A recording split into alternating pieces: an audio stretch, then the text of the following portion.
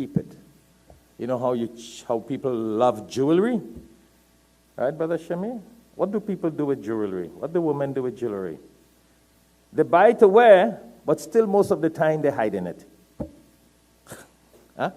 They buy hundreds of thousands. The ring is 10, 20,000. The necklace is 15, 20. But most of the time they're hiding it.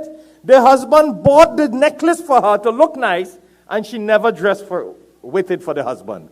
When she going in a wedding for other people to see her, she dressed for them to see her. And the husband wants her to look beautiful so he could be more attracted to her. And yet she's like, why are you looking at other people? Well, the other people dress nice. So look at a stupid world we live in. Because she cherishes jewelry. So she always hiding the jewelry. It's not that she doesn't want to wear it for the husband to see, but she cherishes it. Poor man spent all his money to buy it for her to look nice, her fingers nice.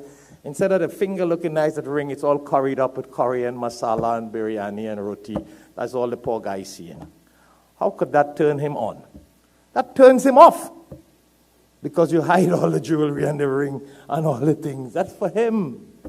And then you put it on when you're going in a wedding. Astaghfirullah, I don't want to see it. Maybe for other women to see. See? Stupid world we live into. Foolish time. But it shows what we love. We cherish it. We appreciate it. We care for it. And at the end of the day, you don't ever wear it. You die and go. And the husband get another wife who wear it. And she's wearing it 24/7. She's even sleeping with it.